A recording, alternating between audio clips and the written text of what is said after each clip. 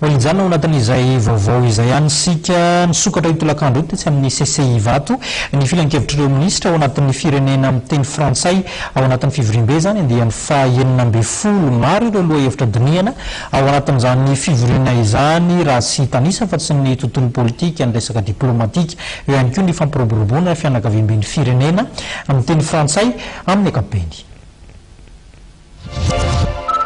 Nanomboka itolakandro ho eny amin'ny CCI vato ny filan-kevitra minisitra avy amin'ireo firenena amin'ny teny frantsay na ny CMF andian'ny faharoa amby telopolo fivoriana izay aharitra 2 andro. Ny ministry ny raharaham-bahiny malagasy Ramatoa Beatrice Atala no mitarika izany fivoriana ministry ny firenena amin'ny teny frantsay izany izay tafiditra hatrany ao anatin'ny andian'ny faha 14 fivoriam-beny firenena amin'ny teny frantsay izay totsainy eto Antananarivo. Mandray anjara amin'izany fivoriana izany ireo ministra avy amin'ireo firenena misy 10 mpikambana ao amin'ny frankophonie sy ireo mpanara-maso misy 30. Araka ny nambarin'Andriamatoa Louis Amanina, mpitondra ten'ny sekretera jeneralin'ny frankophonie, dia maro ireo lohan-kevitra ho fampiroboroboana ny sehatry ny frankophonie,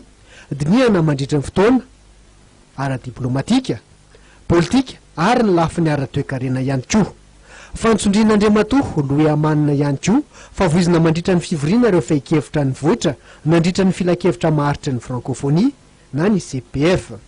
Isan'ny voatanisa nandritra ny fotoana ary ny mikasika ny fampiofanana arak'asa, ny fanambadiana mialohan'ny fotoana izay mahazo ny ankizivavy, ny toe-karena manga, ny angovo madio na ny fangatahana fidirana ao anivon'ny frankophonie ho an'ireo firenena hafa ihany koa.